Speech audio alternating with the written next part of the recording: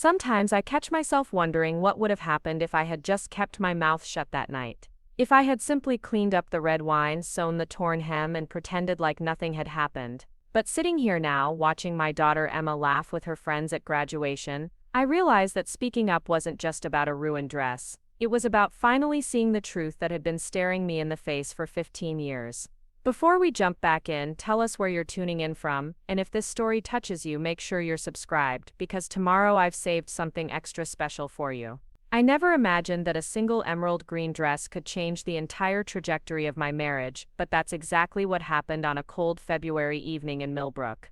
What Patricia did to Emma's winter formal gown was shocking enough, but what she revealed about herself in the process was something I never could have prepared for. This is the story of how I learned that sometimes the people closest to us are the ones we know the least, and how standing up for my daughter taught me to finally stand up for myself. The house on Elm Street had always felt like stepping back in time. Patricia and Robert's Victorian home stood proudly among the oak trees in the oldest part of Millbrook, with its wraparound porch and perfectly manicured gardens that Patricia tended with the same meticulous attention she applied to everything else in her life. When Michael first brought me there 15 years ago, I was 23 and desperate to make a good impression. The house intimidated me with its antique furniture, crystal chandeliers, and the way every surface gleamed like it had just been polished. Patricia had decorated it herself, she told me proudly during that first visit, pointing out the imported wallpaper and the hand-carved moldings that had been restored to their original glory. Everything had its place, and everything was perfect. Back then, I thought Patricia's attention to detail was admirable. She was the kind of woman who never had a hair out of place, who could host a dinner party for 12 without breaking a sweat, and who seemed to glide through life with an elegance I could only dream of achieving. She had been a seamstress in her younger years, working at the finest dress shop in the city before she married Robert and became a full-time homemaker. Her sewing room was a testament to her skill, filled with bolts of expensive fabric, vintage sewing machines, and mannequins draped with half-finished creations that looked like they belonged in a museum. I was in awe of her, frankly. Here was a woman who seemed to have mastered the art of being a wife and mother, who ran her household like a well-oiled machine, and who never seemed to doubt herself about anything. Michael adored his mother, that much was clear from the beginning. He would light up whenever he talked about her, sharing stories of how she had sewn all his Halloween costumes by hand, how she never missed a single one of his basketball games, and how she had taught him the value of hard work and dedication. Patricia was his first phone call whenever he had good news to share, and her approval meant everything to him. I found it endearing at first, this close relationship between mother and son. My own family had been more distant, more casual in their affections, so witnessing the warmth between Michael and Patricia made me hopeful about the kind of family we might build together. What I didn't realize in those early days was that Patricia's love came with conditions, and those conditions were about to become the blueprint for the next decade and a half of my life. She never said anything directly, never made demands or issued ultimatums, but somehow I always knew when I had disappointed her. It was in the way her smile would tighten when I brought store-bought cookies to a family gathering instead of baking them from scratch. It was in the pause before she complimented the dinner I had prepared, as if she were searching for something positive to say about my cooking. It was in the way she would rearrange the living room after I had cleaned it, moving things just slightly so that everything looked more polished, more proper, more the way Patricia thought things should be. Michael never seemed to notice these small corrections, these gentle hints that I wasn't quite measuring up to his mother's standards. When I mentioned feeling like Patricia was critical of me, he would laugh and tell me I was being too sensitive. "She's just particular," he would say, as if that explained everything. "She wants everything to be nice, and there's nothing wrong with that." And maybe there wasn't anything wrong with wanting things to be nice, but there was something exhausting about constantly feeling like I was falling short of an impossible standard. When Emma was born, I thought things might change. I had visions of Patricia and me bonding over this beautiful little girl, sharing the joys and challenges of motherhood, finally finding common ground in our love for this precious child. And in some ways, Patricia did soften when Emma arrived. She would spend hours holding her, singing old lullabies in a voice so gentle it made my heart ache. She knitted tiny sweaters and blankets, each stitch perfect and precise. She took thousands of photographs and created elaborate scrapbooks that documented every milestone, every smile, every adorable outfit. But even in her love for Emma, Patricia's need for control remained paramount. She had opinions about everything from what Emma should eat to how she should dress to which activities she should pursue. When Emma was a toddler, Patricia would bring over outfits she had sewn herself, beautiful little dresses with intricate smocking and delicate embroidery that must have taken hours to complete. The dresses were works of art, truly, but they were also completely impractical for a 2-year-old who wanted to play in the sandbox and chase butterflies in the backyard. When I suggested that maybe Emma needed more casual clothes. Preparing and narrating this story took us a lot of time, so if you are enjoying it, subscribe to our channel. It means a lot to us. Now back to the story. For everyday wear, Patricia's eyes would flash with hurt, and she would ask why I didn't appreciate all the work she had put into making these special things for her granddaughter. Michael always sided with his mother in these small conflicts, encouraging me to let Emma wear the fancy dresses even if they got dirty, reminding me that Patricia's gifts came from a place of love. And they did come from love. I knew that, but they also came from a need to shape Emma into Patricia's vision of what a little girl should be. As Emma grew older, this became more and more apparent. Patricia enrolled her in ballet classes without asking us first, claiming it was important for young ladies to learn grace and poise. She bought her a miniature tea set and spent hours teaching her proper etiquette, correcting her posture and the way she held her cup. She even tried to convince us to send Emma to cotillion classes when she turned 10, insisting that good manners were a dying art that needed to be preserved. Emma, bless her heart, went along with most of it during her younger years. She was naturally eager to please, and she loved the special attention she received from her grandmother. But as she entered her teenage years, I could see her beginning to chafe against Patricia's expectations. Emma was athletic and outgoing, more interested in soccer practice than ballet recitals, more comfortable in jeans and sneakers than the vintage-inspired dresses Patricia continued to make for her. She was developing her own sense of style, her own interests, her own personality, and Patricia was having a difficult time accepting that her granddaughter was growing into someone different from what she had envisioned. The tension came to a head during Emma's sophomore year at Millbrook High School, when she made the varsity soccer team and started dating Tyler Martinez, a sweet boy from her chemistry class who played guitar and wrote poetry in his spare time. Patricia disapproved of both developments, though she never said so directly. Instead, she would make subtle comments about how competitive sports could be unfeminine, how teenage relationships were distracting from academic pursuits, how Emma was spending too much time on frivolous activities and not enough time developing the skills that would serve her well as a young woman. When winter formal was announced for February 14th, I saw it as an opportunity for Patricia and Emma to reconnect over something they could both enjoy. Emma was excited about the dance, and I thought Patricia would be thrilled to help her granddaughter find the perfect dress. I suggested that the three of us go shopping together, make it a special grandmother-granddaughter bonding experience that would help bridge the growing gap between them. Patricia's face lit up when I mentioned the dress shopping expedition, and for a moment I felt hopeful that we were on the right track. She immediately began talking about the kind of dress Emma should wear, describing elaborate gowns with layers of tulle and intricate beadwork that would be appropriate for such an important occasion. Emma listened politely, but I could see the uncertainty in her eyes. She had a different vision for her formal dress, something more modern and age-appropriate, something that reflected her own personal style rather than her grandmother's aesthetic preferences. We spent a Saturday afternoon visiting every dress shop in Millbrook and the surrounding towns, with Patricia leading the charge and Emma growing more frustrated by the hour. Patricia kept selecting dresses that looked like they belonged in a fairy tale, complete with corsets and layers of ruffles that would have overwhelmed Emma's athletic frame. Meanwhile, Emma was drawn to sleeker, more contemporary styles that Patricia dismissed as too simple or too mature. The tension between them was palpable, and I found myself trying to mediate between my daughter's wishes and my mother-in-law's expectations, a position I had grown all too familiar with over the years. Finally, at Bella's boutique, Emma found the dress. It was an emerald green gown, with a fitted bodice and a flowing skirt that hit just below the knee, elegant but age-appropriate, sophisticated but not overwhelming. The color brought out the green flecks in Emma's hazel eyes, and the cut flattered her tall athletic figure perfectly. The dress had delicate beadwork along the neckline, and a subtle shimmer in the fabric that caught the light beautifully. Emma's face absolutely glowed when she tried it on, and I knew immediately that this was the one. Patricia, however, was less enthusiastic. She circled Emma like a hawk, pointing out what she saw as flaws in the design and construction. The skirt was too short, she declared. The neckline was too modern. The beadwork was pretty but not substantial enough for such an important event. She suggested we keep looking, perhaps visit some of the more upscale boutiques in the city where we could find something truly special, something worthy of such a momentous occasion.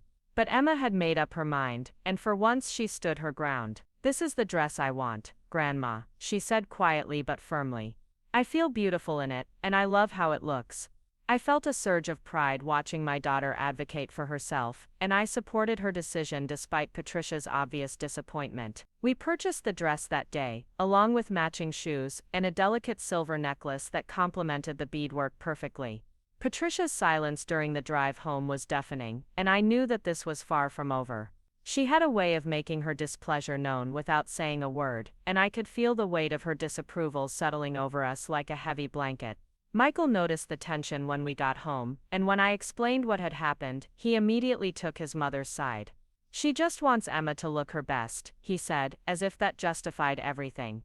"Maybe we should go back and look at some of the other dresses Patricia liked. Maybe Emma should consider something a little more formal for such an important event." But Emma had found her voice, and she wasn't backing down. She loved her dress, she told her father, and she wasn't going to change her mind just because Grandma preferred something different. She was 16 years old enough to have opinions about her own clothes, old enough to know what made her feel confident and beautiful.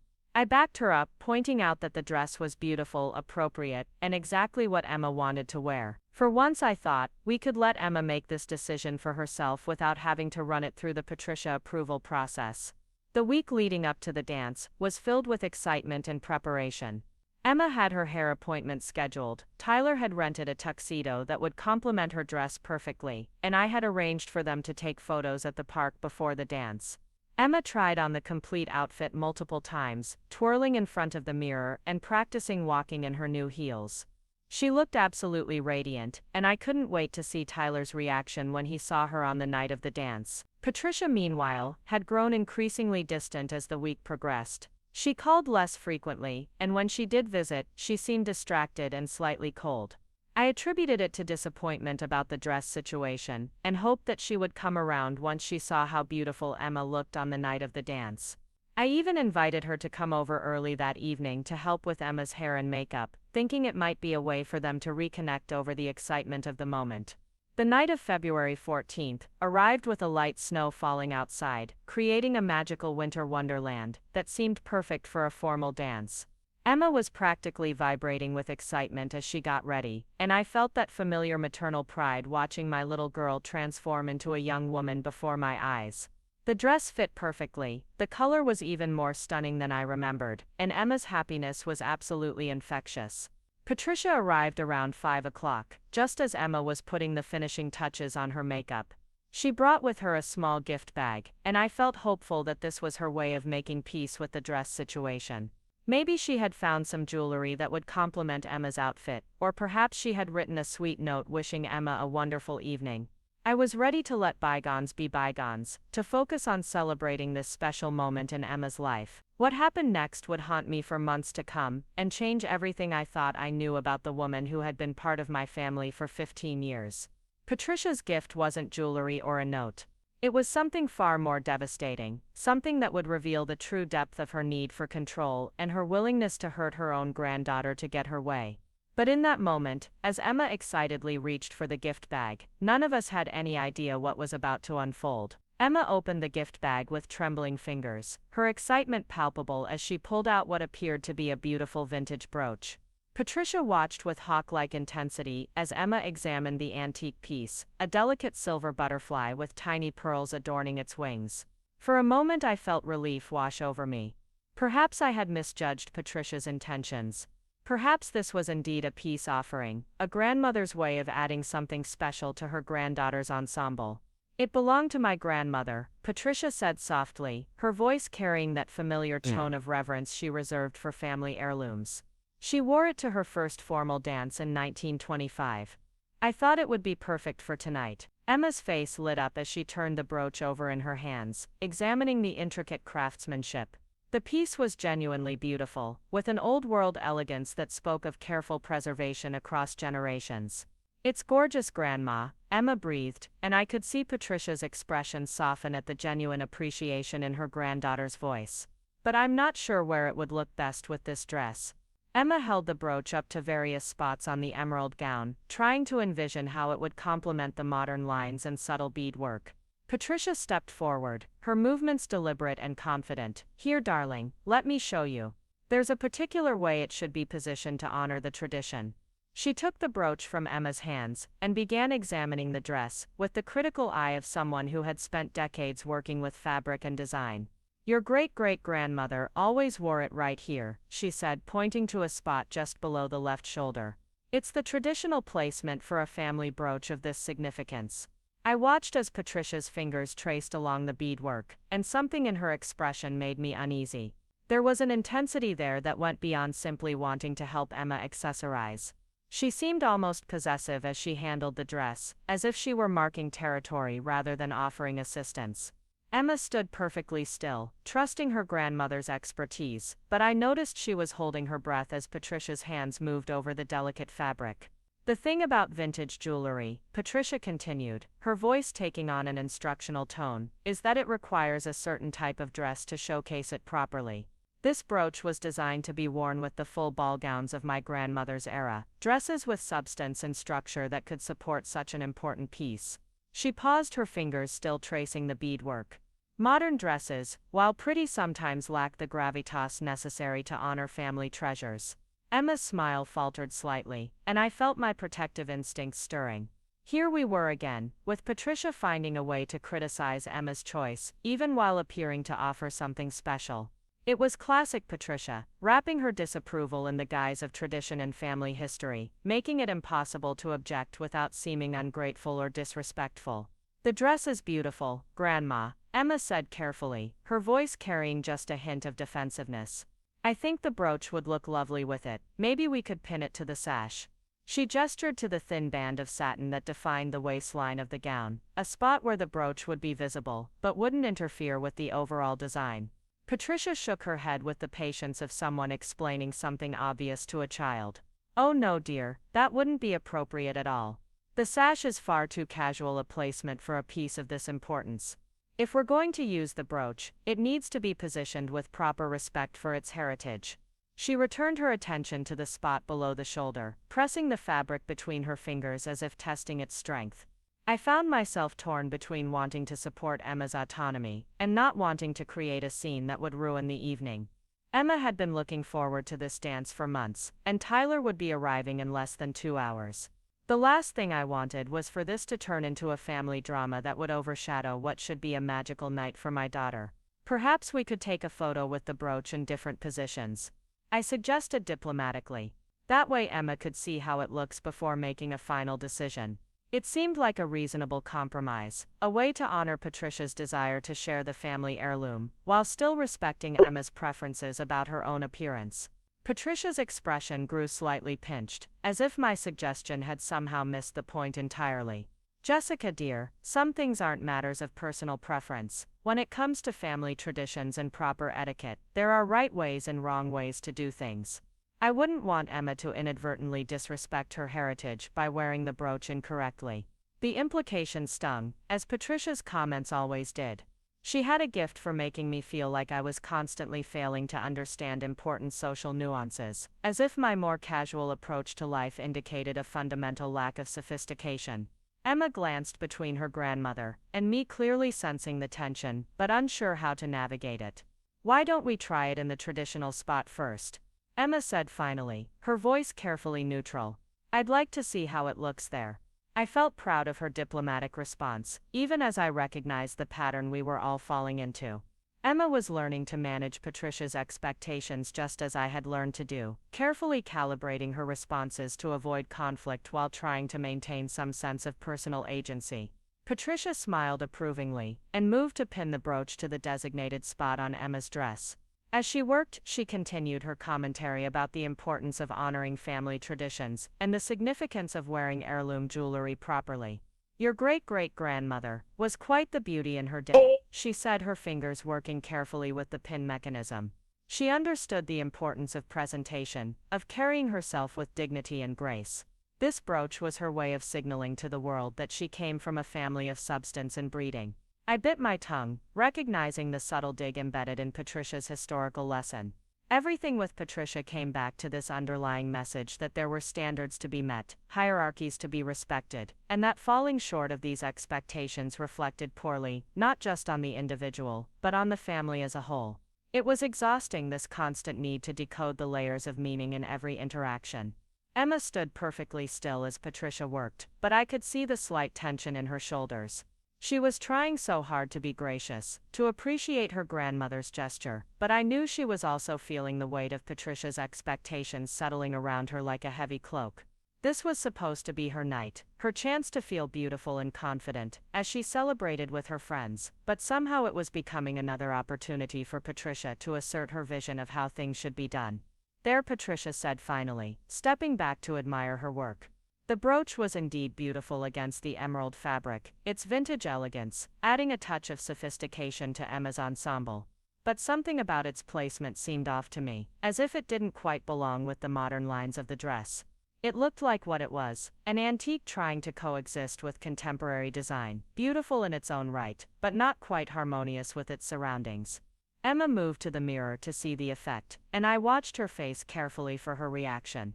She studied her reflection for a long moment, turning slightly to see how the brooch caught the light. "It's lovely," she said diplomatically, but I could hear the uncertainty in her voice. The brooch was beautiful, but it changed the entire character of her outfit, making it feel more formal and traditional than she had intended. "You look absolutely radiant, darling," Patricia said, beaming with satisfaction. "This is exactly how a young lady should look for such an important occasion. Classic, elegant, appropriate." She turned to me with a triumphant expression. "Don't you think this is much better than the original look? The brooch adds such dignity to the ensemble." I found myself in an impossible position. The brooch was indeed beautiful, and Patricia's desire to share a family heirloom was touching in its way. But I could see that Emma felt differently about how she looked now, that the addition of the brooch had shifted her ensemble in a direction that didn't align with her personal style. She looked lovely, but she also looked like she was wearing someone else's vision of what she should be, rather than expressing her own sense of beauty. "The brooch is gorgeous," I said carefully, "and it's wonderful that you want to share something so meaningful with Emma. But ultimately this is Emma's night, and she should wear whatever makes her feel most confident and beautiful."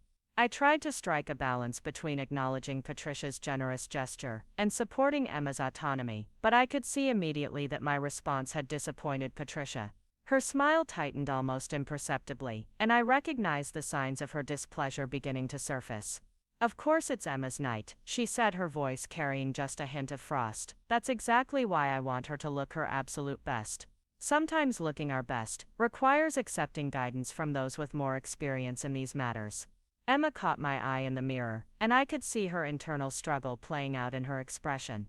She wanted to please her grandmother, to appreciate the gesture and the family history behind it, but she also wanted to feel like herself on this important night.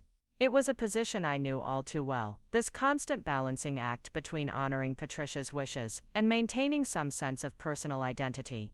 "Maybe I could wear it for photos with you, Grandma, and then switch to just the dress for the dance," Emma suggested, trying to find a compromise that would satisfy everyone. It was a mature solution, one that showed respect for both the family tradition and her own preferences. But Patricia's expression darkened at the suggestion, and I knew we were venturing into dangerous territory. "Emma dear, that would be quite inappropriate. You don't wear a family heirloom just for photographs and then discard it for the actual event. That would be treating the brooch as if it were some sort of costume jewelry, rather than the precious family treasure that it is." The criticism in her tone was unmistakable now, and I felt my own protective instincts fully engaging. Emma was trying so hard to be respectful and considerate, to find a solution that would honor her grandmother's wishes, while still allowing her to feel comfortable, but Patricia was making it clear that anything less than complete compliance was unacceptable. "I don't think Emma meant any disrespect," I said, my voice firm but controlled. "She's trying to find a way to honor the family tradition, while still feeling like herself. That seems like a very mature approach to me." Patricia turned to face me directly, and I could see the challenge in her eyes. Jessica, I understand that your family perhaps had a more casual approach to formal occasions, but in our family, we have certain standards that we maintain. When we wear family heirlooms, we wear them properly, with the respect and dignity they deserve.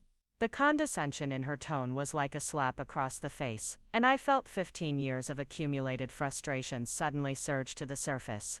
Here was Patricia once again, dismissing my background, my values, my parenting choices, all while hiding behind the guise of family tradition and proper etiquette. I had tolerated these subtle insults for years, always choosing to keep the peace rather than create conflict, but watching her do the same thing to Emma was more than I could bear. Our family has plenty of standards, I replied, my voice steady despite the anger building inside me. One of them is respecting people's right to make their own choices about their appearance and their lives. Emma has been nothing but gracious about your gift, and she's trying to find a way to honor it while still feeling comfortable. That should be enough. Patricia's eyebrows rose at my response, clearly surprised by my directness.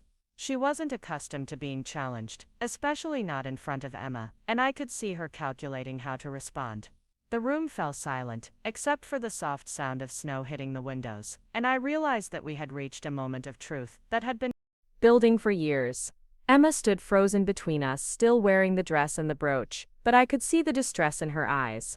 This was her special night, and instead of feeling excited and beautiful, she was trapped in the middle of a family power struggle that she hadn't asked for and couldn't resolve. The injustice of it made my anger burn even hotter.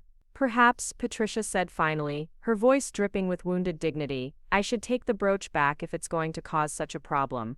I certainly didn't intend to create drama by offering to share a family treasure with my granddaughter. She moved toward Emma as if to remove the brooch, her movements sharp with offended pride. No, Grandma, please, Emma said quickly, her voice strained with the effort of trying to keep everyone happy. I want to wear it, I do. It's beautiful and I'm honored that you want to share it with me. She looked at me pleadingly, clearly hoping I would step back from the confrontation and let things return to normal. But I couldn't step back. Not this time. Not when I could see the toll this was taking on my daughter, the way she was twisting herself into knots trying to please everyone while sacrificing her own comfort and preferences. This was exactly the pattern I had fallen into with Patricia years ago, and I was damned if I was going to watch Emma learn the same painful lessons about the cost of keeping the peace. Emma, I said gently, moving closer to her. The most important thing is that you feel beautiful and confident tonight, whether you wear the brooch or not, whether you wear it for the whole evening or just for some photos, the decision should be yours. You don't owe anyone an explanation for how you choose to dress your own body. Patricia's face went white with fury at my words, and I knew that I had crossed a line from which there would be no easy return. But looking at Emma's face, seeing the relief and gratitude in her eyes, I knew I had made the right choice. For once I was prioritizing my daughter's emotional well-being over Patricia's need for control, and it felt like the most natural thing in the world. I think, Patricia said, her voice cold and clipped, that I have overstayed my welcome. Clearly my presence here is not appreciated, and my attempts to share family traditions are being misinterpreted as some sort of manipulation. She began gathering her purse and coat, her movements sharp with indignation. Emma's face crumpled at her grandmother's words, and I felt a familiar stab of guilt at the sight of her distress. This was exactly what Patricia was counting on, this emotional manipulation that made anyone who stood up to her feel guilty for causing family discord. But I forced myself to remember that I hadn't caused this situation. Patricia had created this conflict by refusing to respect Emma's autonomy, and I had simply chosen to defend my daughter rather than enable the pattern to continue. Patricia, you're welcome to stay, I said, trying to keep my voice level.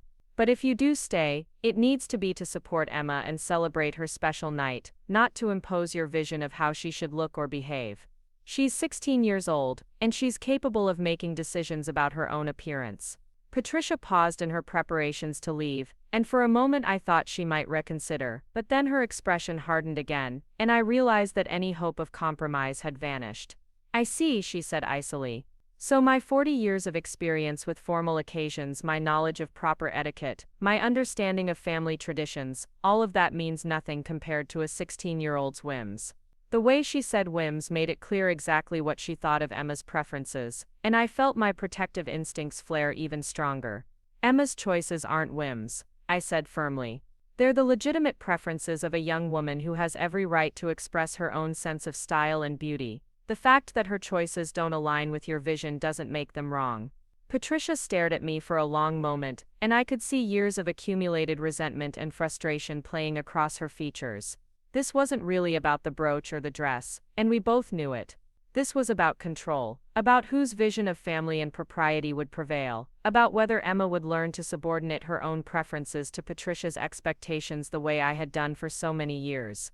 "Well," Patricia said finally, her voice arctic, "I can see that my guidance is neither wanted nor needed here. I'll leave you to enjoy your evening." She moved toward the door, then paused and turned back to Emma. "I hope you have a wonderful time at your dance, dear. I truly do. But I also hope that someday you'll understand the value of the traditions and standards that your family has worked so hard to maintain." With that parting shot, she was gone, leaving Emma and me standing in the sudden silence of her absence. Emma immediately reached up to unpin the brooch, her hands shaking slightly as she worked to remove it from the dress. When she finally freed it, she held it for a moment, staring down at the delicate silver butterfly with tears in her eyes. "I really did want to wear it," she whispered, and I could hear the pain in her voice. "I wanted to make her happy, but I also wanted to feel like myself. Why does it have to be so complicated?" I pulled Emma into a hug, feeling the weight of her disappointment and confusion. "It doesn't have to be complicated, sweetheart," I said softly. "You tried to find a compromise, you were respectful and considerate, and you have nothing to feel guilty about. Your grandmother made this difficult, not you." Emma leaned into my embrace, and I could feel some of the tension leaving her body. "I just want to look pretty for Tyler," she said, her voice muffled against my shoulder. "I want to feel confident and happy, not like I'm disappointing everyone no matter what I do." "You are pretty," I assured her, pulling back to look at her face. "You're absolutely beautiful, with or without the brooch, and Tyler is going to be amazed when he sees you. Don't let your grandmother's issues steal the joy from this night." Emma nodded, wiping her eyes carefully to avoid smudging her makeup. "Can you help me put the brooch away somewhere safe? I don't want anything to happen to it, but I also don't think I can wear it tonight.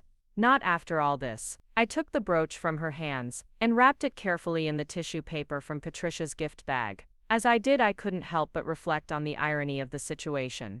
Patricia had intended the brooch to be a symbol of family connection and tradition, but instead it had become a catalyst for conflict and division.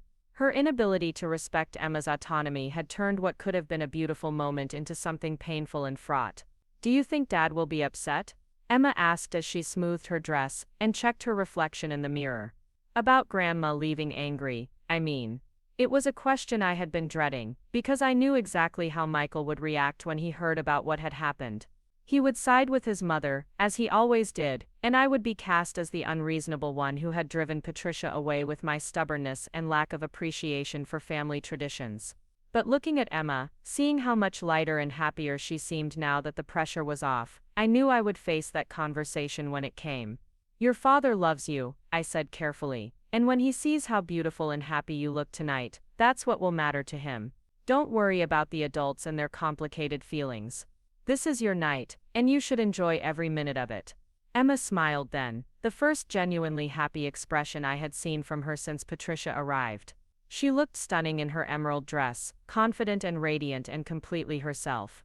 The modern lines suited her perfectly, the color brought out her eyes, and she carried herself with a grace that had nothing to do with cotillion classes or family heirlooms. When Tyler arrived 30 minutes later, his face lit up at the sight of her, and I knew that all the drama with Patricia had been worth it to see Emma's joy at his reaction. She practically glowed as he helped her with her corsage, and the way they looked at each other reminded me of all the reasons why formal dances were special for teenagers. This was about young love, and shared excitement, about feeling grown up and beautiful and full of possibilities. As I watched them pose for pictures in our living room, I felt a deep sense of satisfaction at the choice I had made. Emma looked exactly as she should on this important night, happy, confident, and authentically herself. No family brooch or grandmother's approval could have given her that radiance, because it came from within, from the knowledge that she was loved and supported for who she was rather than who someone else thought she should be. But even as I celebrated this small victory, I knew that the battle with Patricia was far from over. She would not forgive this challenge to her authority easily, and I suspected that the consequences of my decision to stand up to her were only beginning to unfold. Still, watching Emma laugh with Tyler as they prepared to leave for the dance, I knew I would make the same choice again without hesitation. Sometimes protecting the people you love requires accepting the cost of conflict, and I was finally ready to pay that price. Michael arrived home just as Emma and Tyler were heading out the door, their faces glowing with excitement and the promise of a magical evening ahead. He swept Emma into a bear hug, telling her how stunning she looked, and shook Tyler's hand with the mock-serious expression of a protective father sending his daughter off to her first formal dance. For a moment everything felt perfect and normal, the way these milestone moments should feel in a loving family. "Where's Mom?" Michael asked as we waved goodbye to the kids from the front porch. I thought she was coming over to help Emma get ready. His question was casual, innocent even, but I felt my stomach clench as I realized the conversation I had been dreading was about to begin. The snow was still falling gently, creating a picturesque scene that seemed at odds with the tension I could feel building in my chest.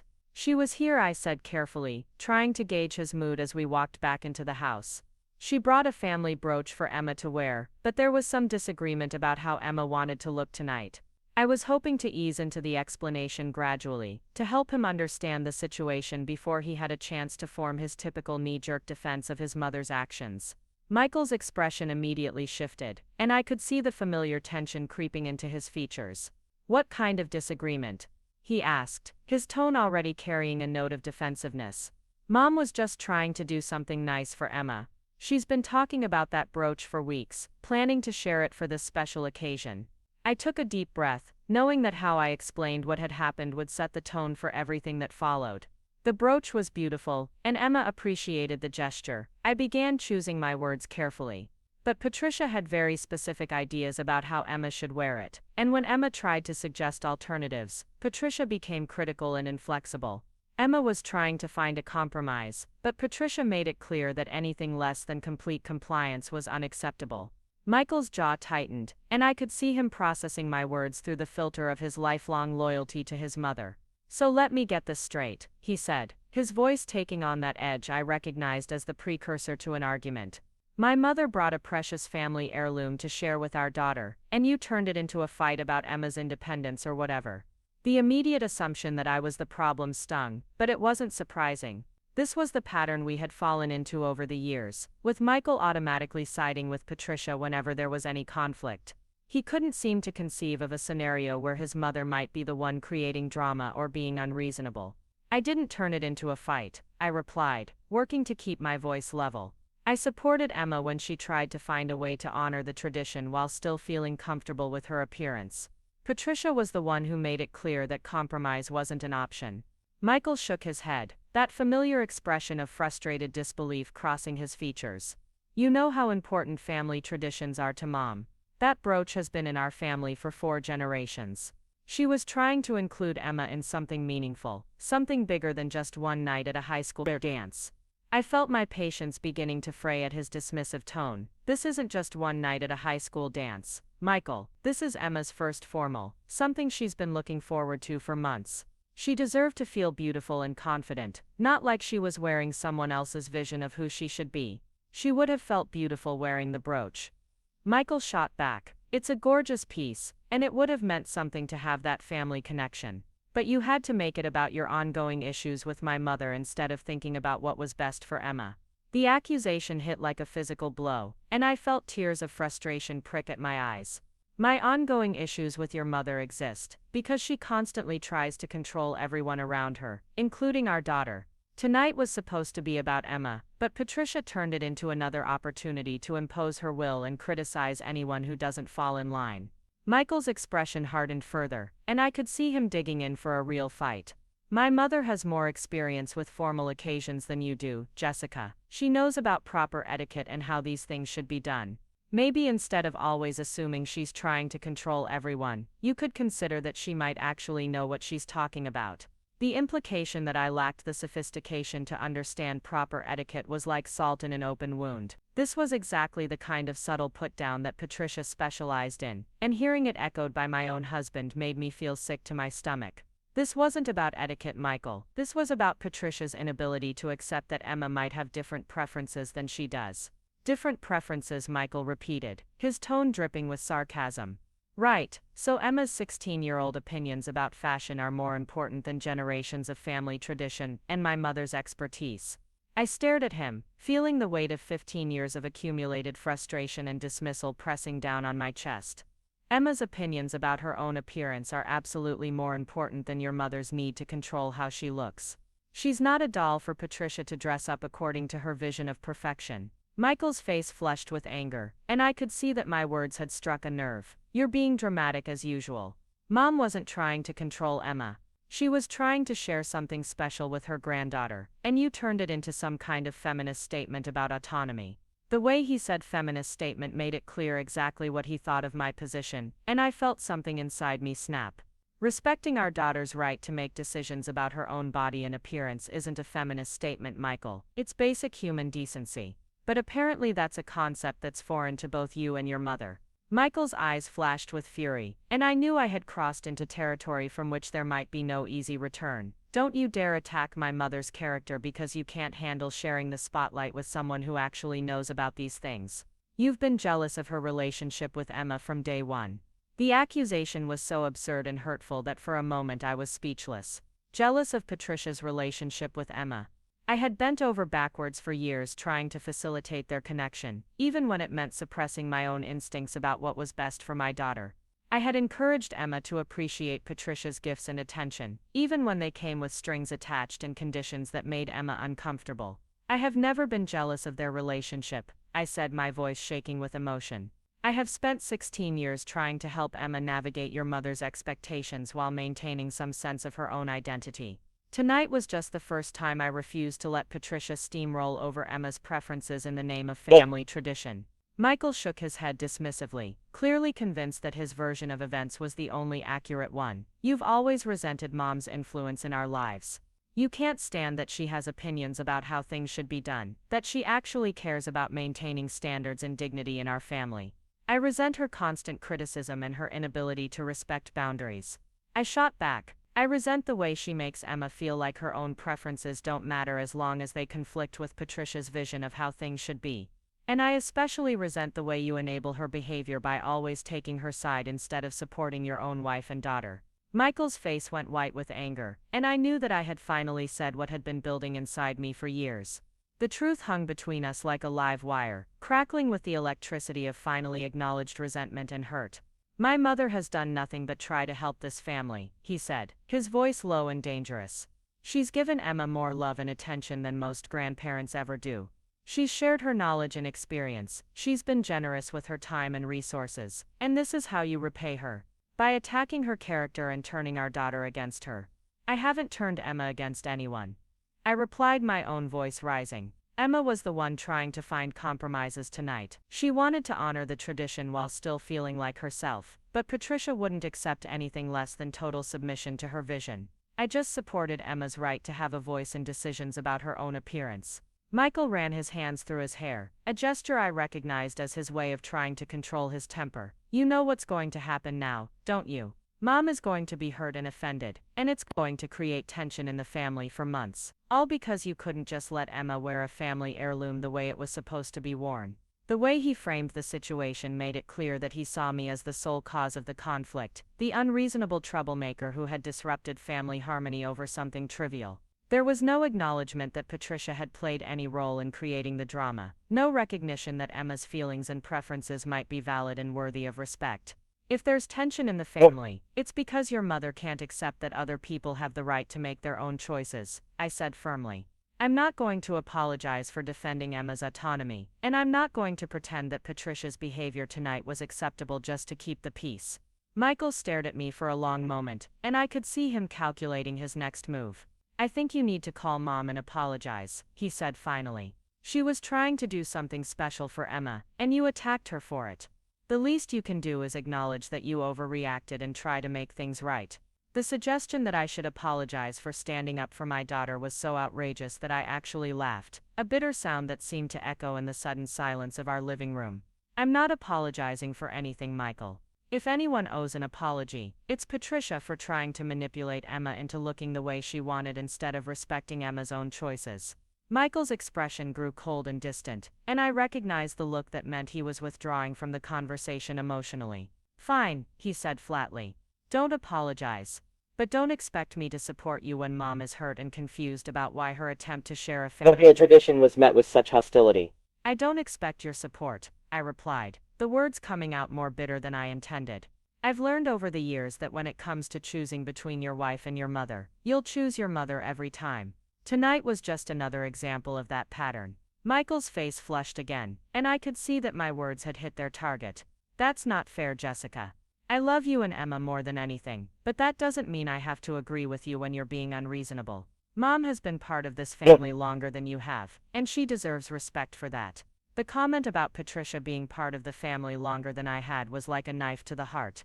After 15 years of marriage, 15 years of trying to build a life together, and raise a daughter together, I was still being treated like an outsider whose opinions mattered less than those of his original family. I've been part of this family for 15 years, Michael, I said quietly. I've given everything I had to making this marriage work and creating a good life for Emma, but apparently that counts for nothing when it conflicts with your mother's desires.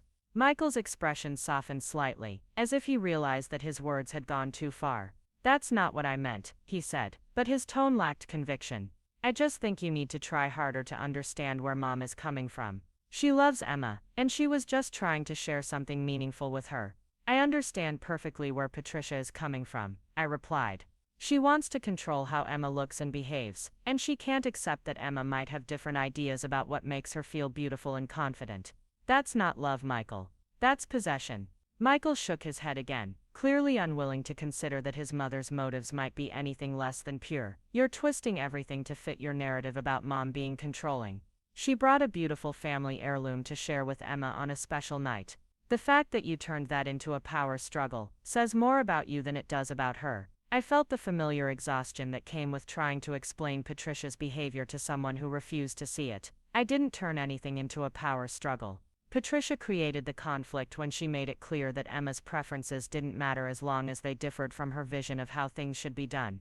Maybe Emma's preferences shouldn't be the only consideration, Michael said, his voice taking on a lecturing tone. Maybe a 16-year-old doesn't always know what's best for her, especially when it comes to family traditions and proper etiquette.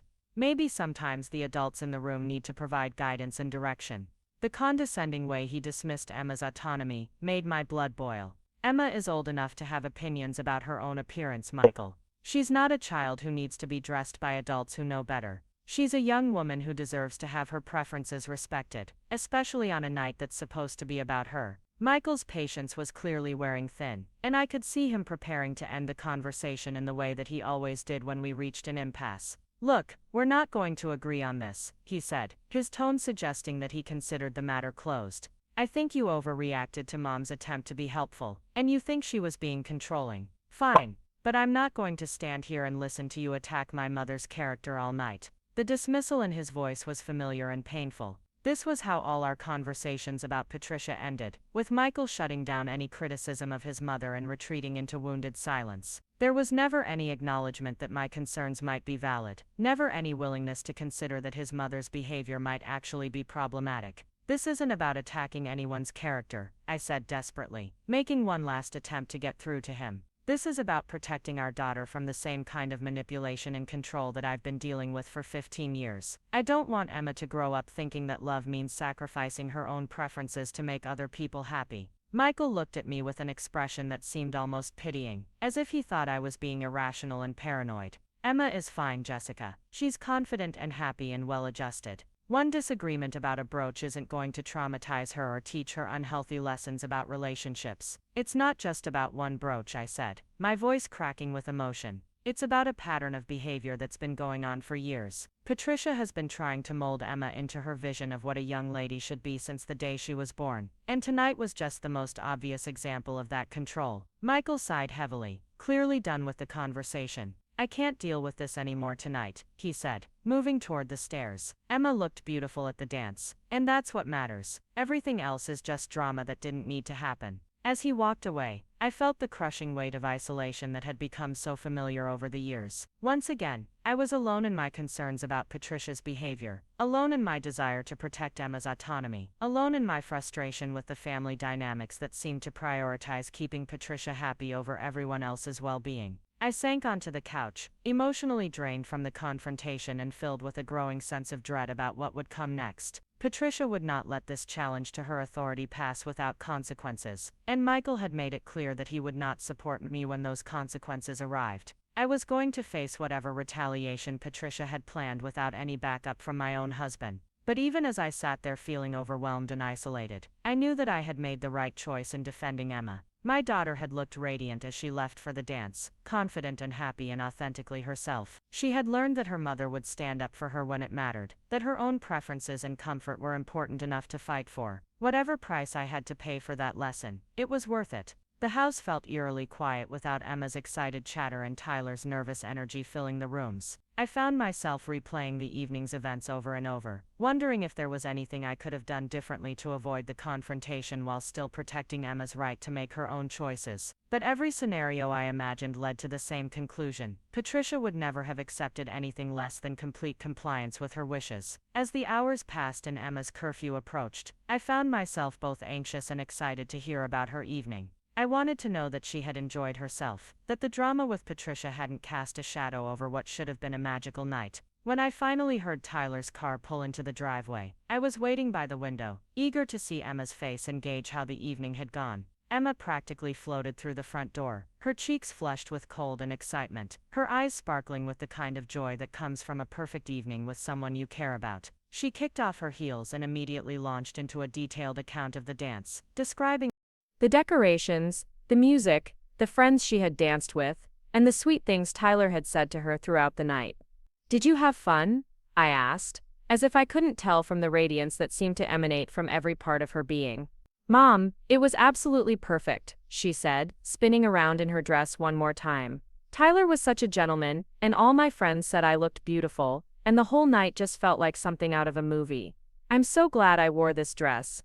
It felt completely right, you know, like it was exactly what I was supposed to wear." Her words filled me with a deep sense of satisfaction and vindication. Emma had trusted her own instincts about what would make her feel beautiful and confident, and the result had been exactly what she had hoped for. The drama with Patricia hadn't ruined her evening because Emma had been able to go to the dance feeling authentically herself. "I'm so happy for you, sweetheart," I said, pulling her into a hug. "You looked absolutely stunning, and I'm proud of you for standing up for what you wanted tonight." Emma hugged me back tightly, and I could feel her gratitude in the gesture. "Thank you for supporting me with Grandma," she said quietly. "I know it caused problems, but it meant everything to me that you had my back."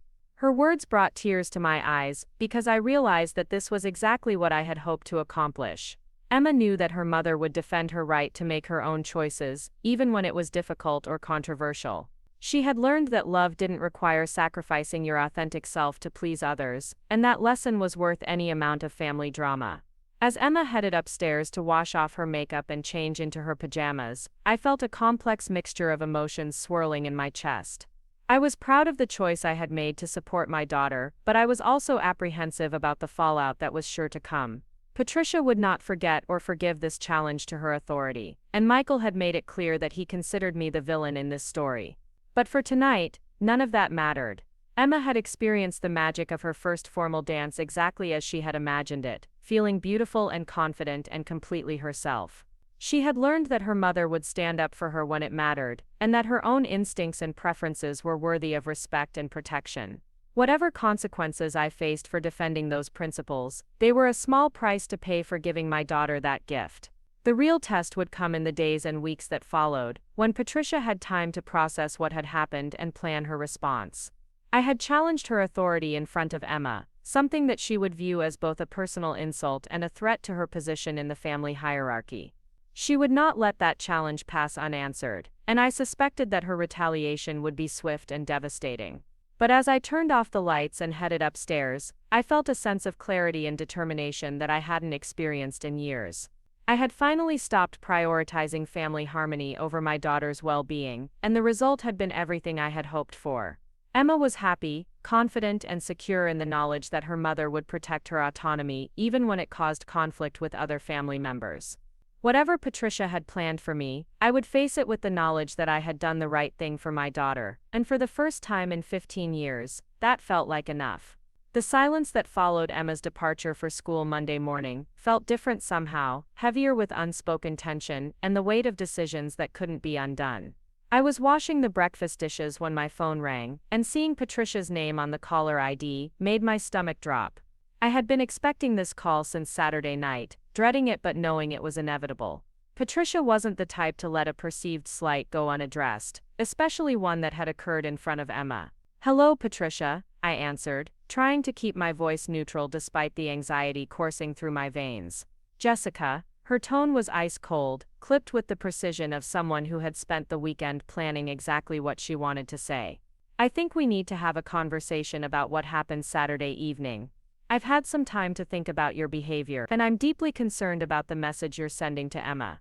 The immediate attack caught me off guard, even though I should have expected it. Patricia had a gift for turning herself into the victim in any situation, and clearly she had spent the weekend crafting a narrative, where I was the villain who had corrupted her innocent granddaughter, with ideas about independence and self-determination. "What message do you think I'm sending?" I asked, genuinely curious to hear how she had twisted the events in her mind. "You're teaching her that family traditions don't matter," Patricia said, her voice rising with indignation, "that the wisdom and experience of her elders can be dismissed whenever she feels like being rebellious. You're encouraging her to be selfish and ungrateful, to prioritize her own whims over the feelings of people who love her." The accusations stung, not because they were true, but because they revealed so clearly how Patricia viewed the situation.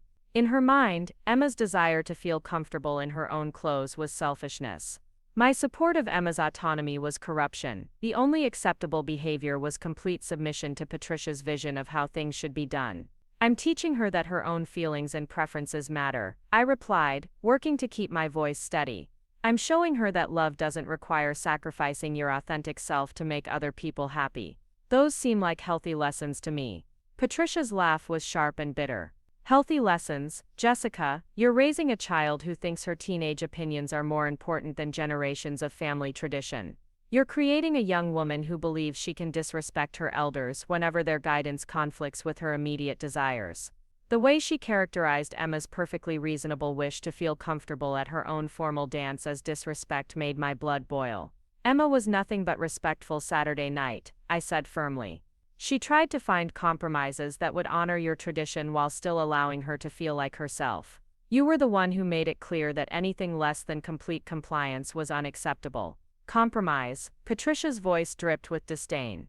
"Some things don't require compromise, Jessica. When you're wearing a family heirloom that represents 4 generations of tradition, you wear it properly, with dignity and respect.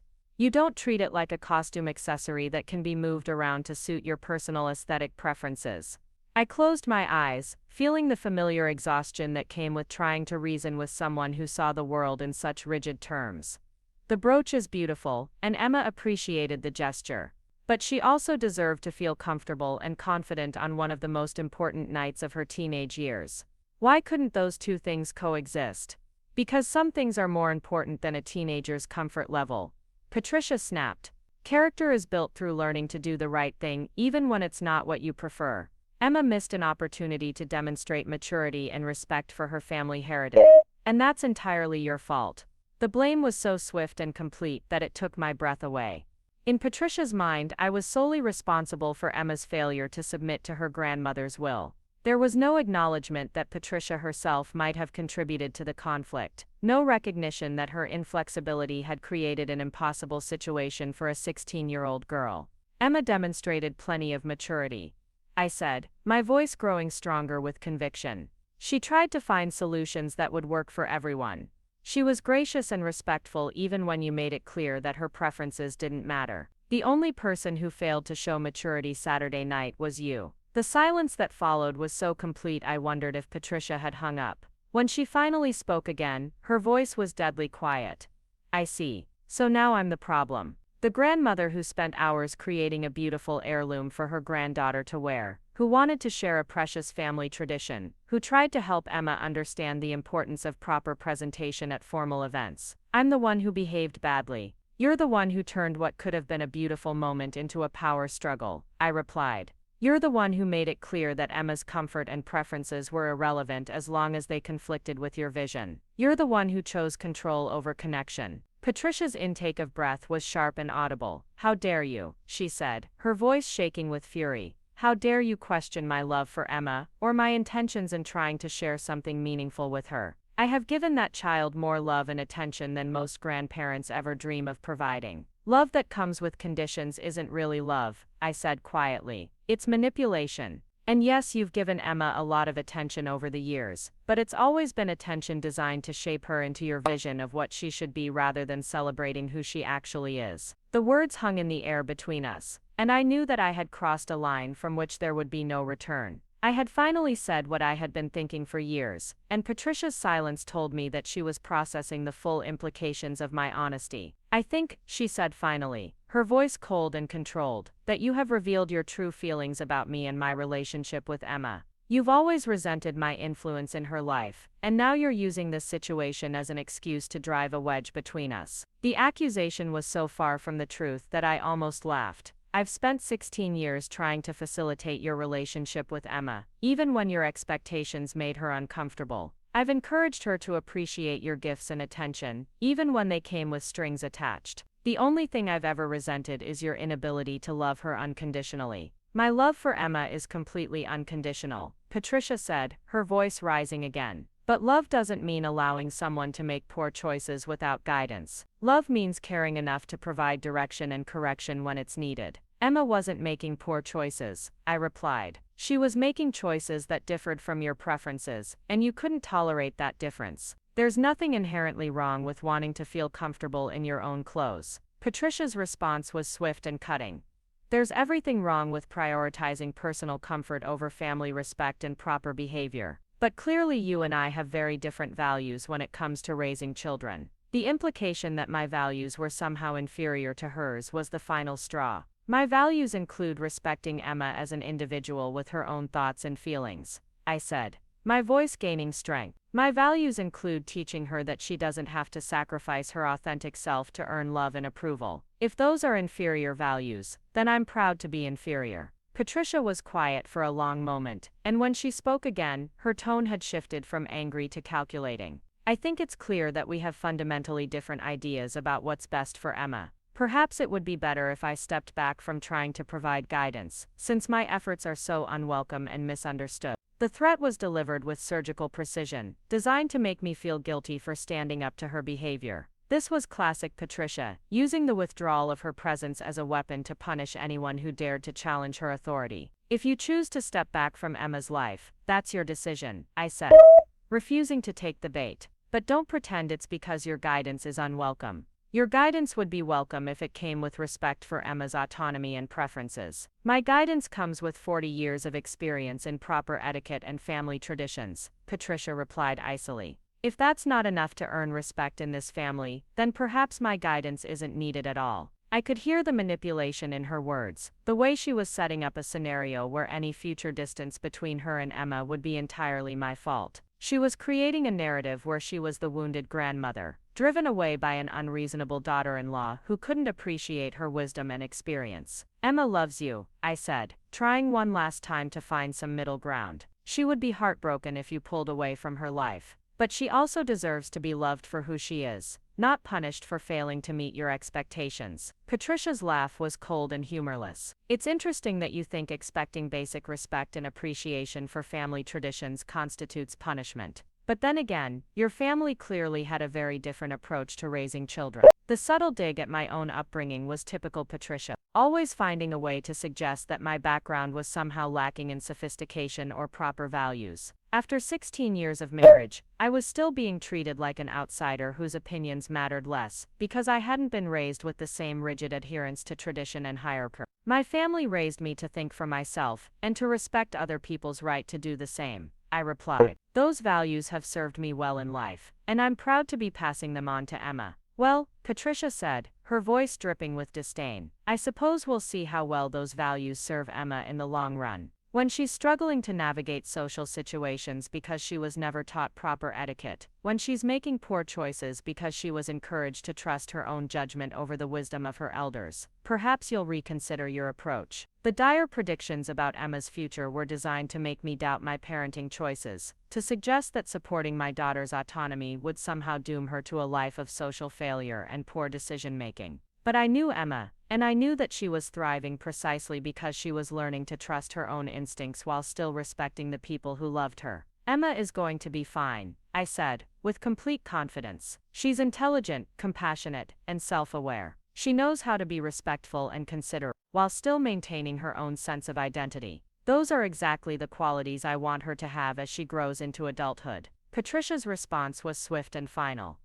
I hope you're right, Jessica. But I won't be around to watch the consequences of your parenting philosophy unfold. Since my presence and guidance are clearly unwelcome in this family, I'll be taking a step back from Emma's life. Perhaps when she's older and more mature, she'll understand the value of what I was trying to offer her. The threat to withdraw from Emma's life was delivered with the cold precision of someone who knew exactly how to inflict maximum emotional damage. Patricia was counting on my maternal instincts to override my principles, expecting me to apologize and beg her to reconsider, rather than risk having Emma lose her grandmother's presence and attention. But I had learned something important Saturday night, watching Emma's face light up when she realized I would support her choices even when they caused family conflict. Sometimes protecting the people you love requires accepting painful consequences, and I was finally ready to accept whatever price came with defending Emma's right to be herself. That's your choice, Patricia, I said quietly. But I want you to understand that you're not being driven away by anyone else's behavior.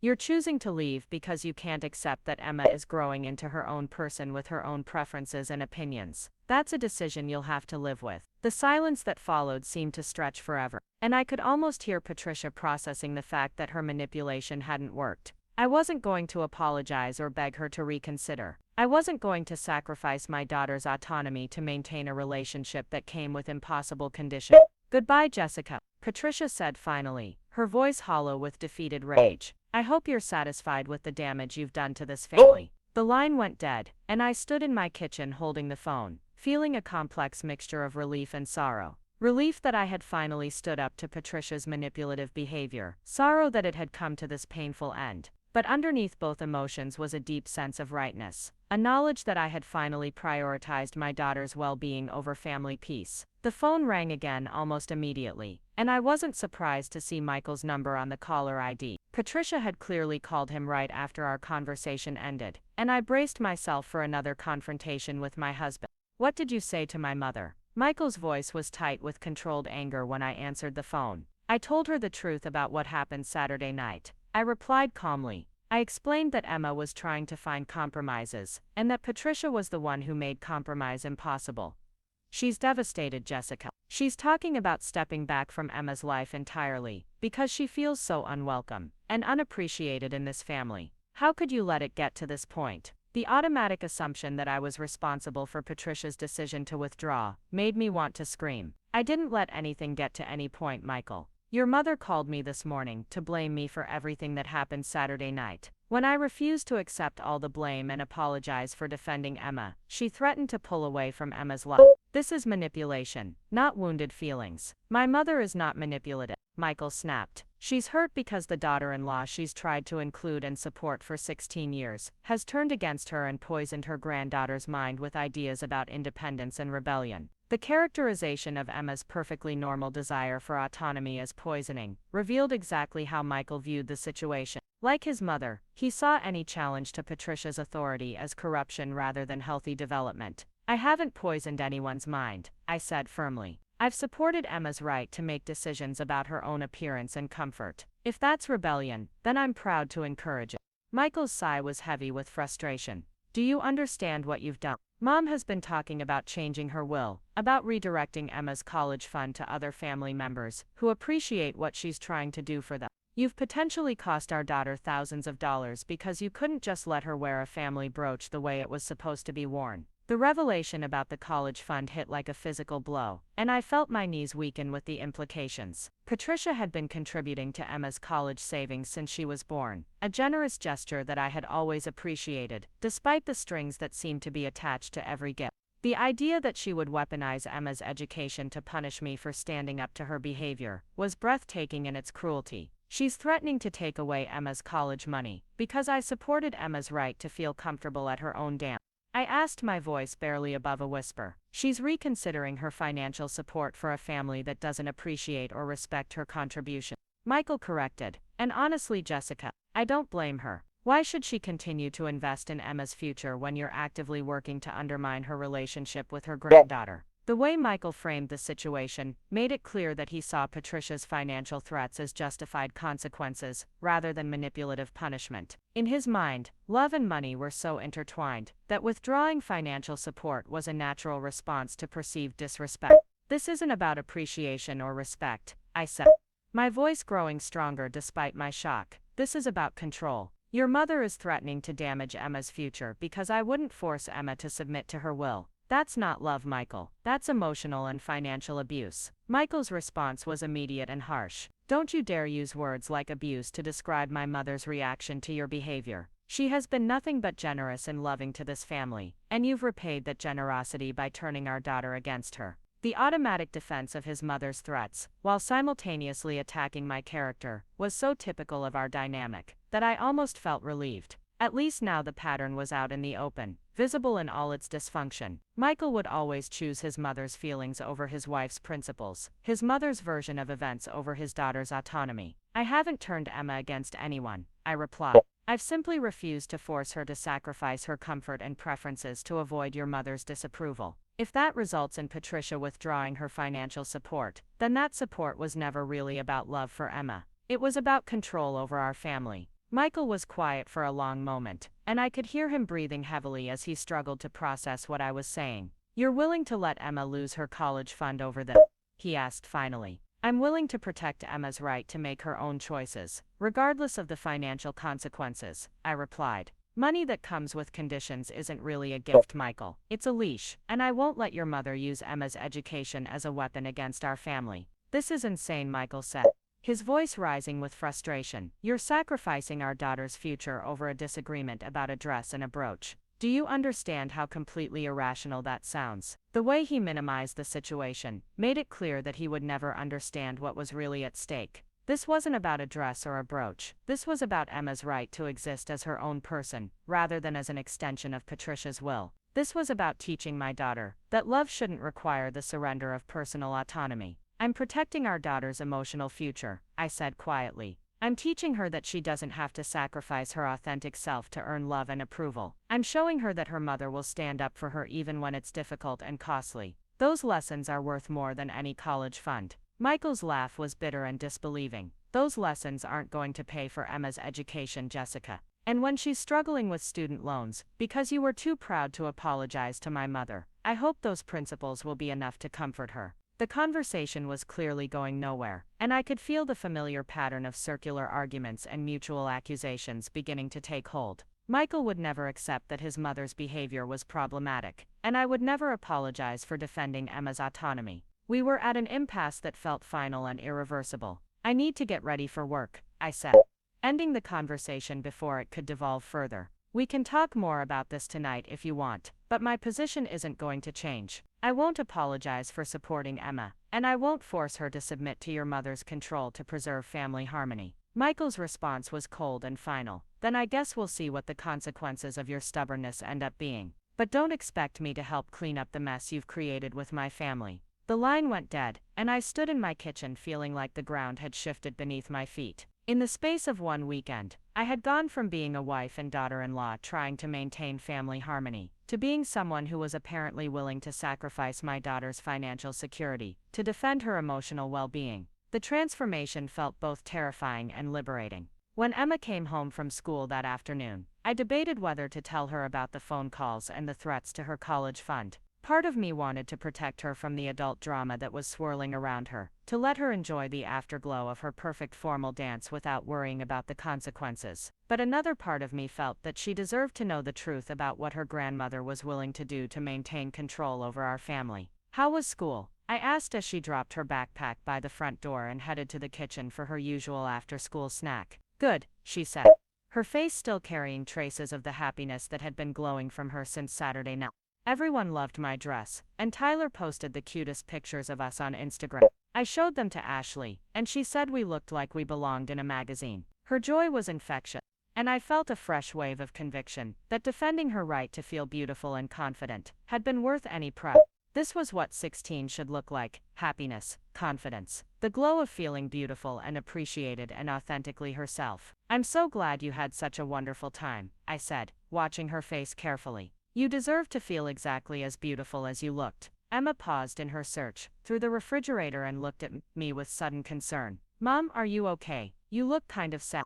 The perceptiveness of her question caught me off guard, and I realized that despite my efforts to hide my emotional turmoil, Emma could sense that something was wrong. She had always been intuitive about family dynamics, picking up on tensions and undercurrents that adults thought they were concealing. "I'm fine, sweetheart," I said, then reconsidered. Emma was 16, old enough to understand the complexities of adult relationships, old enough to know when she was being protected from difficult truths. "Actually, I need to tell you about some conversations I had today with your grandmother and your father." Emma's expression immediately became more serious, and she abandoned her snack preparations to give me her full attention. "What kind of conversations?" I took a deep breath, trying to figure out how to explain the situation without burdening her with more adult drama than she could handle. "Your grandmother called this morning. She was upset about what happened Saturday night, and she blamed me for the conflict over the brooch." Emma's face darkened with understanding. "She's mad because you stood up for me." The simple clarity of her statement took my breath away. Emma understood exactly what had happened and why, without any need for complicated explanations or justifications. She saw the situation for what it was: her mother defending her right to make her own choices. "Yes," I said simply. "She's angry because I supported your decision about how you wanted to look at the dance, and she's threatening to pull back from your life because she feels like her guidance and traditions aren't being appreciated." Emma was quiet for a moment, processing this information with the seriousness it deserved. "Is she going to stop seeing me?" she asked finally, and I could hear the pain in her voice despite her efforts to sound calm. "I don't know," I answered honestly. "She says she might step back until you're older and more mature. She seems to think that will teach us both a lesson about respecting her authority." Emma nodded slowly, and I could see her working through the implications of her grandmother's threat. "What about my college fund?" she asked suddenly, and I realized she was more aware of family financial dynamics than I had given her credit for. The question I had been dreading hung in the air between us, and I knew I had to give her an honest answer. "Your father mentioned that she's considering redirecting that money to other family members. I don't know if she'll actually do it, but it's a possibility."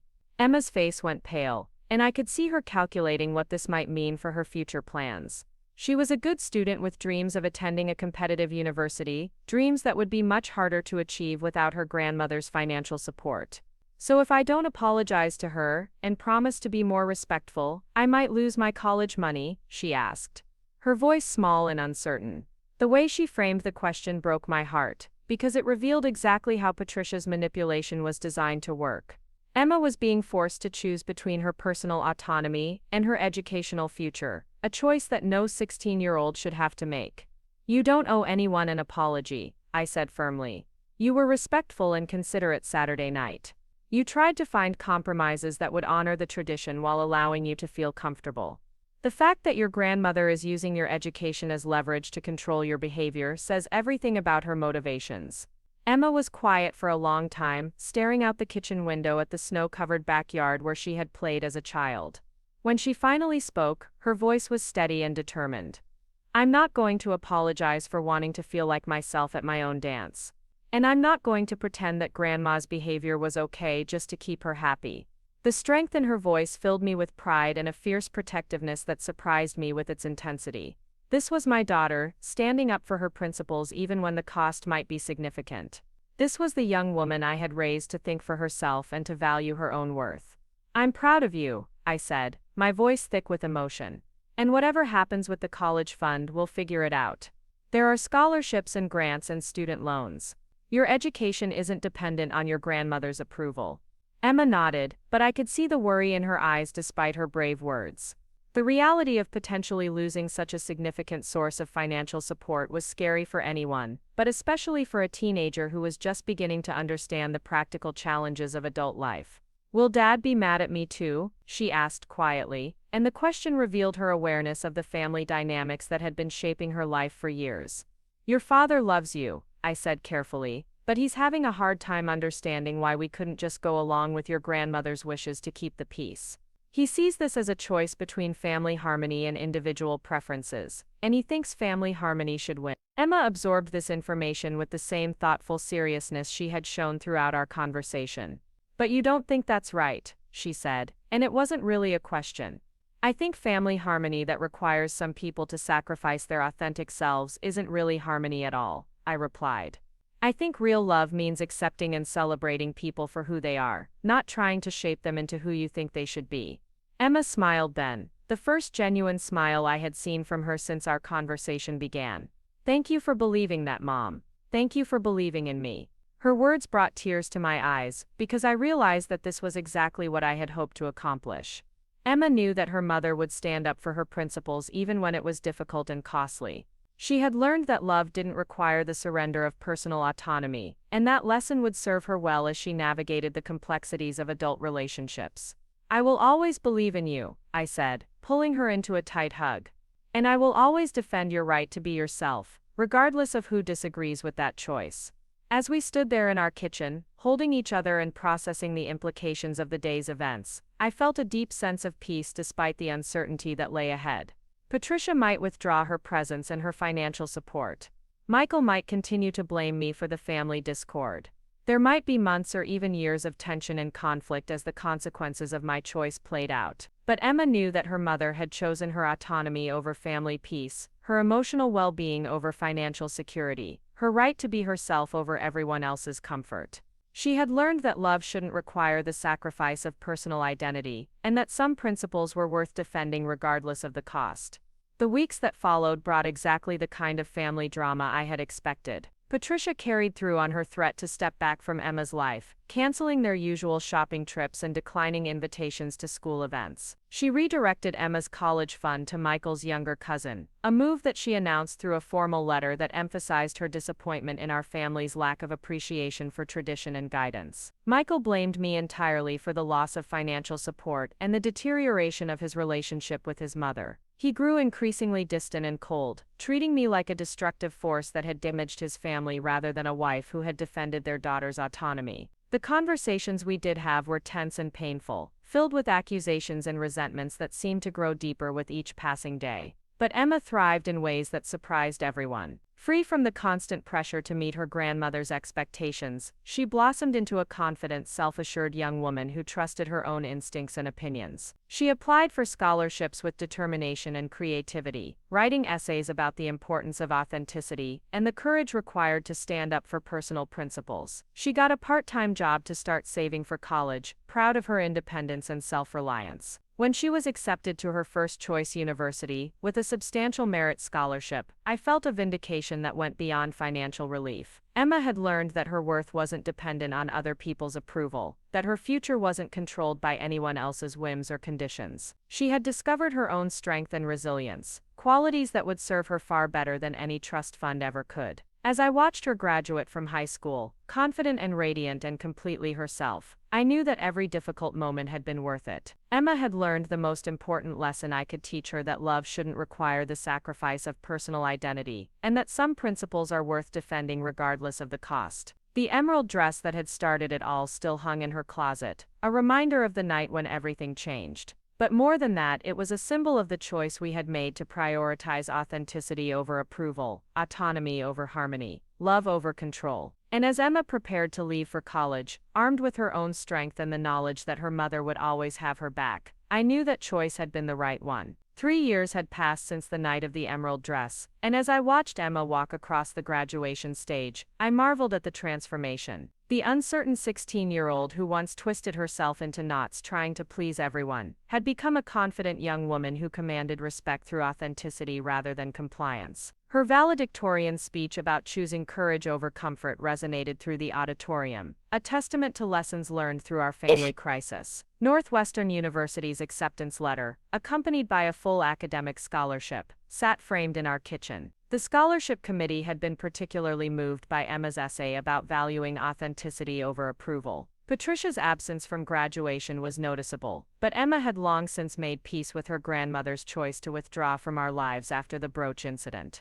Our family had survived the aftermath, though not unchanged. Michael and I had worked through months of therapy to rebuild our marriage on honest foundations. He'd slowly learned that defending his wife and daughter wasn't a betrayal of his mother, while I'd developed better ways to articulate concerns without attacking character. Our love had become more complex, but also more genuine. Emma's transformation had been the most remarkable aspect of our evolution. Free from constant pressure to meet Patricia's expectations, she'd discovered passions that might have remained buried. Her environmental science interests led to organizing the school's Climate Action Committee, garnering statewide recognition. Her natural leadership, no longer channeled into people-pleasing, flourished in ways that surprised everyone. The confidence gained from knowing her mother would defend her choices extended into every area of Emma's life. She'd learned to trust her judgment about friendships, rejecting relationships that demanded constant validation. Her partnership with Tyler had evolved into something healthy and mature. Most importantly, she'd internalized that love shouldn't require sacrificing personal identity.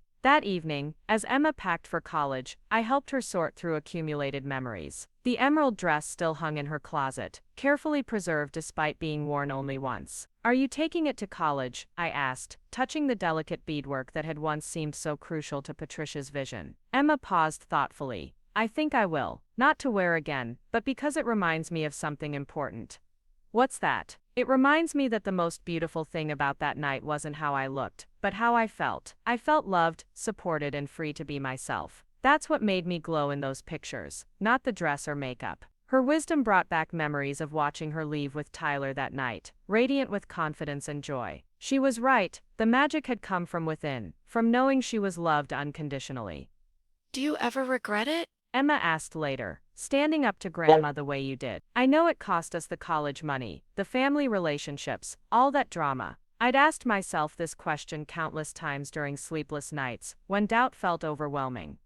Honestly? There were moments I wondered if there might have been middle ground. But looking at who you've become, how you carry yourself in the world, I know I made the right choice. Emma nodded but looked concerned. "Sometimes I feel guilty about the money. The scholarship is amazing, but I know Grandma's fund would have made things easier. Money with strings attached isn't really a gift, sweetheart. It's a tool for control. Your grandmother was willing to damage your educational future because we wouldn't force you to submit to her will. That tells you everything about her priorities." "I know," Emma said quietly. "I love her, but I understand her love came with conditions that weren't healthy for any of us." Her mature articulation of family complexity showed how much she'd grown. She'd learned to hold multiple truths simultaneously, that someone could love you and still hurt you, that good intentions didn't excuse controlling behavior, that sometimes stepping away from toxic relationships was the healthiest choice. As summer progressed, an unexpected call came from Patricia 2 weeks before Emma's departure. Her voice lacked its usual imperious confidence, replaced by something almost tentative. "I've been thinking about Emma leaving for college," Patricia said. "I know we've had our differences, but she's still my granddaughter. I don't want her leaving thinking I don't care about her success." The admission was stunning. Patricia had never before acknowledged differences, or shown concern about how her behavior affected others' perceptions. "Emma knows you care," I replied carefully. "Your differences have been about methods, not fundamental feelings. I've been talking to Robert about everything that happened," Patricia continued with unprecedented vulnerability. "He's helped me understand that perhaps I was too rigid in my expectations." This near apology was the closest Patricia would ever come to admitting error. "What are you hoping will happen?" I asked. "I'd like to see Emma before college, to give her something for her dorm room, something to remind her that she has a grandmother who loves her and is proud of her accomplishments." After discussion, Emma agreed to the meeting. "I want to know I can handle whatever she brings to the interaction," she explained with characteristic maturity. The Saturday afternoon visit was awkward initially, filled with careful pleasantries. Patricia looked older, worn down by 3 years of distance from her granddaughter. She'd brought a beautiful antique desk lamp that had belonged to her own grandmother during college years, a thoughtful gift that came without conditions. "Thank you, Grandma," Emma said with sincere grace. It's beautiful, and I'll think of you every time I use it for studying. Patricia's composure cracked slightly, tears gathering as she witnessed the confident, accomplished young woman Emma had become. For a moment her rigid control softened into genuine emotion, and perhaps regret for the lost years. As Patricia prepared to leave, she turned to me with an almost apologetic expression. Thank you for raising such a remarkable young woman. I may not have agreed with all your methods, but I can't argue with the results. It wasn't a full apology, but recognition that my parenting approach had produced positive outcomes. Coming from Patricia, even this limited validation felt significant. After she left, Emma processed the visit thoughtfully. I felt good about it. Sad too, seeing how much she's aged and missed by staying away. But proud of myself for handling it without losing who I am. She seemed genuinely surprised by your confidence, I observed. She expected the same people-pleasing girl she used to know, someone grateful for any attention. Instead, she found someone who didn't need her validation to feel good about herself. 2 weeks later, as we moved Emma into her northwestern dormitory, I reflected on how different this moment felt from my childhood imaginings. There was no anxiety about her preparedness for independence, no worry about her strength to navigate challenges. Emma had already proven her resilience. The emerald dress made the trip to college, carefully packed in her new closet. When her roommate admired it and asked about its significance, Emma's explanation was simple and powerful. It reminds me of the night I learned my mother would always have my back when I was standing up for what's right. As we said goodbye on that sunny August afternoon, I felt complex emotions. Pride in who Emma had become, sadness at this natural separation, and deep satisfaction knowing I'd given her tools to build a life based on her own values. Watching Emma walk confidently into her dormitory, surrounded by other young adults, beginning their independence journeys, I knew every moment of drama and conflict had been worthwhile. She was ready for whatever lay ahead, armed with self-knowledge, confidence, and understanding that love shouldn't require sacrificing personal identity. The emerald dress would hang in her college closet as a reminder of these lessons. But more importantly, Emma would carry them in her heart, as she built an authentically her own life. Someday, when facing her own moments of choosing between approval and authenticity, I trusted she would choose herself, just as I had chosen her on that snowy February night, when everything changed. The journey that began with a family brooch and an emerald dress had taught us profound lessons about love, control, authenticity, and the courage required to defend what matters most. Emma learned her worth wasn't dependent on others' approval. Michael learned that supporting his family didn't constitute betraying his mother. I learned that some principles were worth defending regardless of cost. As Emma embarked on her college adventure, confident and self-assured, I knew our family crisis had ultimately been a gift. It had forced us to examine our values, strengthen our bonds, and choose authenticity over artificial harmony. The emerald dress remained a symbol of that pivotal night, but Emma herself was the true testament to the power of standing up for what's right. Years later, when Emma was in her junior year at Northwestern, she called me on a crisp October evening with excitement bubbling in her voice. She had been selected for a prestigious internship with the Environmental Protection Agency, an opportunity that would place her at the forefront of climate policy research. As she described the project and her role in developing sustainable solutions for urban communities, I marveled at the passion and confidence that colored every word. "Mom, I keep thinking about that night with the dress," she said during our conversation. Not because of the drama, but because it was the first time I really understood that I could trust my own instincts. That lesson has guided every major decision I've made since then. Her words reminded me of a conversation we'd had during her sophomore year, when she'd called home distressed about a roommate who was trying to pressure her into joining a sorority that didn't align with her values. Instead of seeking my advice about how to handle the situation diplomatically, Emma had simply wanted to share her decision to prioritize her own comfort and authenticity over social acceptance. She'd learned to navigate peer pressure with the same confidence she'd shown that night with Patricia's brooch. The internship call also brought news that Patricia had reached out to Emma directly, something that had happened sporadically over the past few years. Their relationship had evolved into something cordial but boundaried, with Emma maintaining contact on her own terms. Patricia had apparently seen an article about Emma's academic achievements in the local Millbrook newspaper, and had written a brief note, expressing pride in her granddaughter's accomplishments. "She's different now," Emma told me, "still formal and a bit controlling, but she seems to understand that I'm not going to change who I am to make her more comfortable."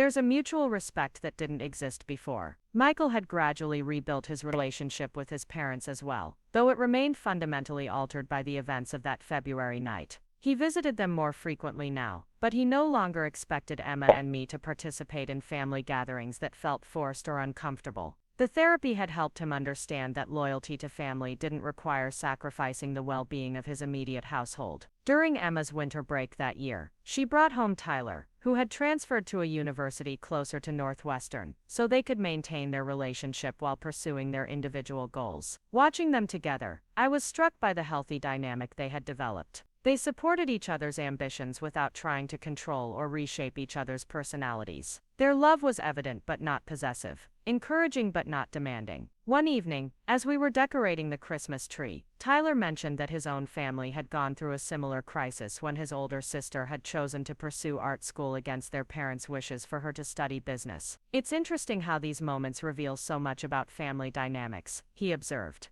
"Emma told me about the dress situation, and it sounds like it taught your whole family some important lessons about respect and boundaries." His perspective as an outsider looking in helped me see our experience in a broader context. So many families struggled with issues of control and autonomy, particularly during the transition years when young people were developing their own identities. The difference was whether families chose to adapt and grow together, or whether they became entrenched in power struggles that ultimately damaged relationships. Emma's success story had even inspired some of her friends to examine their own family dynamics more critically. During that same winter break, her high school friend Ashley visited and shared that she had applied Emma's approach to dealing with her own controlling grandmother, who had been pressuring her to pursue a career in medicine, rather than her passion for education. "Watching how Emma handles family pressure taught me that I could love my grandmother while still choosing my own path," Ashley explained. "I realized I didn't have to sacrifice my dreams to keep everyone else happy." The ripple effects of our family crisis continued to unfold in unexpected ways. Emma had started volunteering with a mentorship program for teenage girls, helping them develop confidence and self-advocacy skills. Her approach was gentle but firm, encouraging the girls to identify their own values and interests, rather than simply conforming to external expectations. "I tell them about the dress," Emma shared with me during one of our weekly phone calls. "Not all the family drama, but the basic lesson that they have the right to feel comfortable in their own skin, and that people who truly love them will support that right." As Emma approached graduation from Northwestern, she faced new decisions about graduate school and career paths. The confidence she had gained from our family experience served her well as she navigated these choices. She received offers from several prestigious graduate programs and job opportunities, but she evaluated each option based on her own values and goals, rather than external prestige or family expectations. When she ultimately chose to pursue a master's degree in environmental policy at Columbia University, her decision was met with universal family support. Even Patricia, now in her 70s and notably mellowed by age and experience, expressed genuine pride in Emma's continued academic achievements. The relationship between grandmother and granddaughter had evolved into something sustainable, built on mutual respect rather than conditional approval. The emerald dress, meanwhile, had taken on a life of its own. Emma had worn it to her college formal during sophomore year, this time with complete confidence and joy. She'd also lent it to friends for special occasions, each time sharing the story of its significance and the lessons it represented.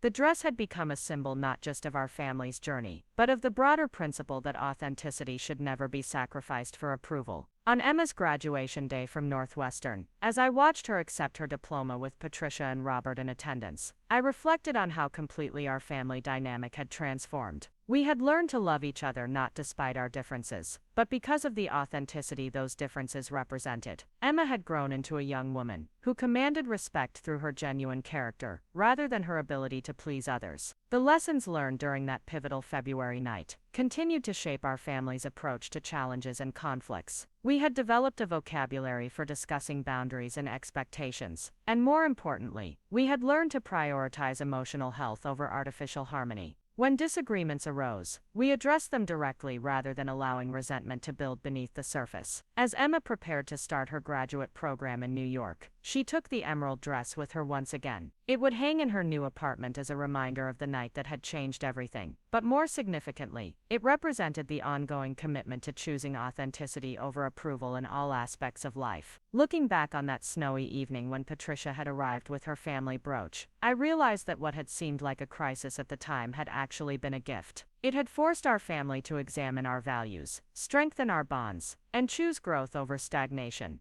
The pain of that period had been real and significant, but it had ultimately led us to a deeper, more honest way of loving each other. Emma's story had become one of triumph, not because she had achieved external success, though she certainly had, but because she had learned to define success on her own terms. She understood that true accomplishment came from living authentically, treating others with respect, and standing up for principles even when doing so required courage and sacrifice. The emerald dress would always remind us of the night when everything changed, but Emma herself had become the true testament to the power of choosing authenticity over approval, courage over comfort, and love over control. Up next, you've got 2 more standout stories right on your screen. If this one hit the mark, you won't want to pass these up. Just click and check them out.